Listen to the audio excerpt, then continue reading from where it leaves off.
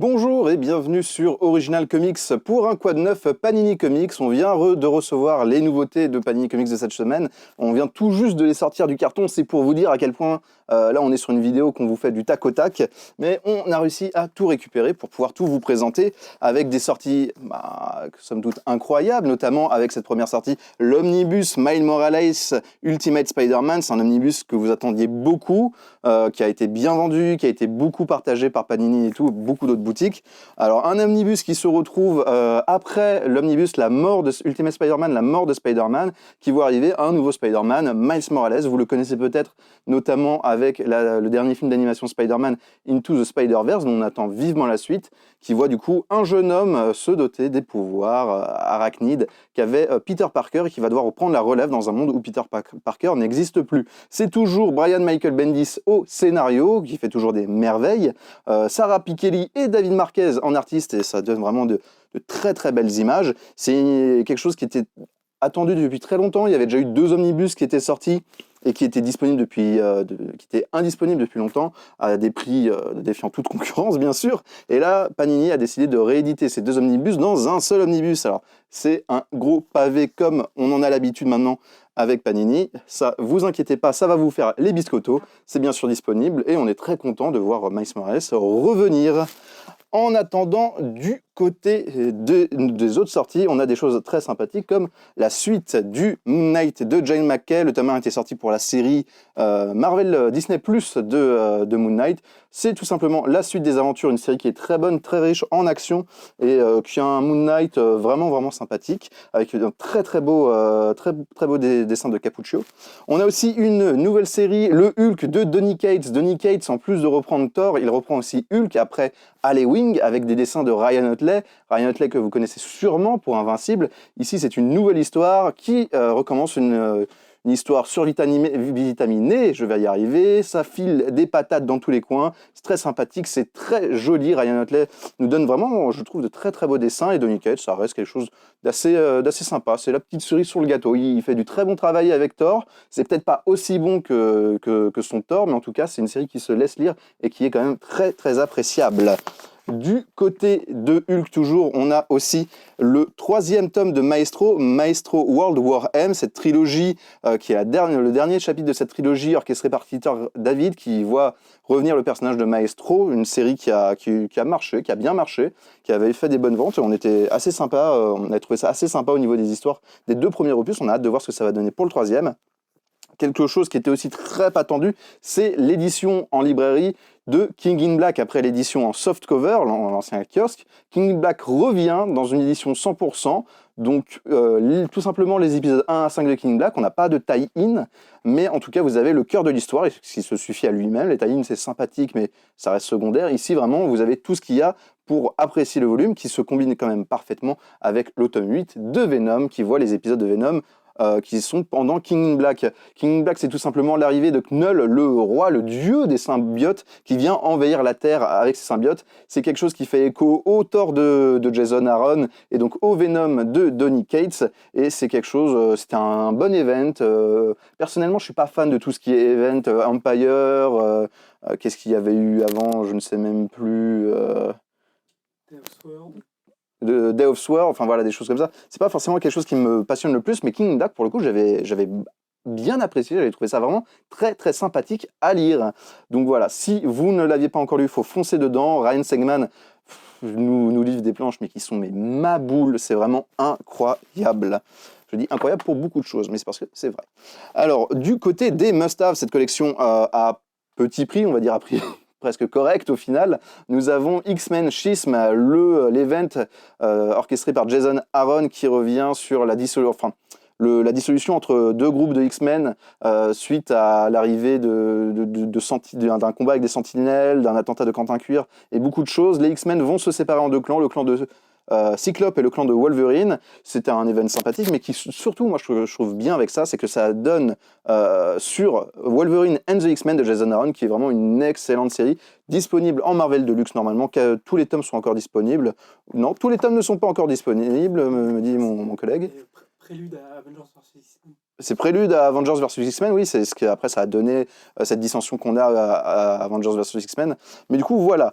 Du coup, on va faire un petit aparté manga. Et oui, les mangas aux comics, c'est un peu bizarre, mais c'est d'une logique imparable, puisqu'on a reçu ça. Secret Rivers, un comics manga, on ne sait pas trop où ça se trouve, de Kazuki Takahashi. Kazuki Takahashi, comme c'est marqué ici, c'est l'auteur et le dessinateur de Yu-Gi-Oh! Un auteur qui malheureusement nous a quittés il y a très peu de temps. C'est vraiment tragique, mais qui est mort comme un héros de shonen en essayant de sauver des enfants. C'est quand même assez fou. Mais du coup, c'est sûrement sa dernière œuvre qui sera publiée, enfin son œuvre la plus récente. Il y a peut-être des rééditions qui seront faites. Mais en tout cas, Secret Rivers, c'était comme on avait eu avec Zombie Rassemblement, c'est Marvel qui lorgne du côté du manga et qui va confier à des auteurs japonais d'importer leurs super-héros dans ce monde japonais. Ici, on a une histoire qui va tourner autour de Spider-Man et Iron Man. C'est assez particulier, je peux pas le présenter autrement. C'est quelque chose qui est vraiment un mi-chemin entre le comics et le manga.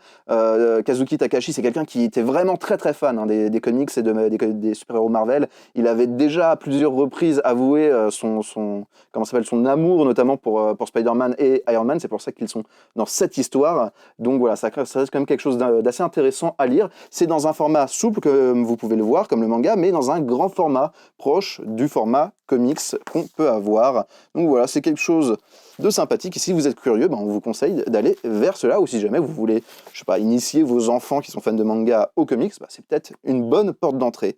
Pour ce qui est des Marveleries, c'est fini. On va passer à Star Wars. Star Wars avec notamment le volume 3 du Star Wars de Kieron Gillen, donc en Marvel Deluxe, qui compile les épisodes 38 à 49 de la série de Star Wars de 2015 et le 3e annual. Ça, c'est tout simplement dans la suite des 2 premiers Deluxe. C'est la série qui avait fait suite aux épisodes de Jason Aaron. On a aussi, alors ça j'aime beaucoup, Star Wars, la Haute République, les aventures. Alors la Haute République, c'est cet univers qui se passe bien avant ce qu'on a pu connaître dans la prélogie Star Wars, qui va comme ça s'appelle, se concentrer sur un univers inconnu et qui va être développé. C'est quelque chose qui est énormément orchestré par les mains de Charles Soule, quelqu'un qui a beaucoup écrit sur du Star Wars. Et les aventures, c'est la Haute République, mais c'est des comics un peu plus, on va dire, young adulte. C'est plus des comics un peu plus jeunesse, qui se lisent très bien en étant adulte, bien sûr, mais des aventures qui sont quand même très sympathiques. Et je vous recommande donc cette série, mais surtout la série La Haute République, qui est vraiment très très cool. Du côté de choses plus récentes, on a Star Wars Crimson Reign, tome 4, en soft cover. Alors, le dernier numéro de la saga Crimson Reign, donc ce nouvel event, mais il y aura quand même un Crimson Reign épilogue qui sortira et qui sera la mise en bouche au prochain event, parce que oui, si vous ne le savez pas, Star Wars, maintenant c'est un peu comme les super-héros Marvel, ça a le droit à chaque année son petit event qui va combiner toutes les séries. Là vous avez la série Crimson Reign, la série Bounty Hunters, Dark Vador, Dr. Aphra et la série Star Wars classique, et du coup ça reste souvent de choses assez sympathiques à lire. C'est disponible bien sûr dans une édition collector en cartonné qui est toujours limitée, il me semble. Je crois qu'ils ne les réimpriment toujours pas. Et pour les fans de choses un peu plus old school, des oldies, on a un nouveau Star Wars Legend dans leur Epic Collection qui va s'intéresser cette fois-ci à la Nouvelle République. Donc ça se passe, vous le savez, les Star Wars Epic Collection Legend, c'est en fait chaque série s'intéresse à une époque différente de Star Wars par rapport au film. Ici, ça va se passer après les épisodes 4, 5, 6. Les épisodes 7, 8, 9 ne sont pas canons dans l'univers Legend, c'est l'ancien univers canon. Et ici, on va voir du coup ce qui se passe après que l'Empire ait perdu l'Empereur, que Dark Vador soit mort, et ça va notamment faire revenir un personnage que beaucoup de fans connaissent et apprécient, c'est Mara Jade. Mara Jade, je vais pas vous dire qui c'est au cas où, pour éviter de spoiler quelques intrigues aux lecteurs qui ne connaîtraient pas, mais voilà, c'est disponible, toujours à nouveau dans une édition classique et une édition collector, et voilà, ça reste des Epic Collection qui sont très très sympathiques à lire. Il y avait plein de séries qui étaient excellentes à l'époque dans cet univers Legend, et ça continue avec la Nouvelle République et son tome 1. Plein de sorties, bien sûr, on vous conseille beaucoup de choses, notamment, vous le savez, le Miles Morales, qui est vraiment, comme disent les jeunes, un banger. Un album à se procurer absolument si vous aimez l'univers Ultimate et Spider-Man. Et on vous conseille aussi des choses comme le Moon Knight, qui est vraiment une très très bonne série sur le super-héros, ou encore, si du coup vous êtes fan de Star Wars, bah plongez-vous dans ce nouvel Epic Collection. Vous en commentaire, dites-nous quelle série vous attendiez et vous voulez absolument vous procurer. En attendant, n'oubliez pas de vous abonner, d'appuyer sur la petite cloche pour savoir quand est-ce que des vidéos seront mises en ligne. Et on vous retrouve à très bientôt pour de nouveaux comics.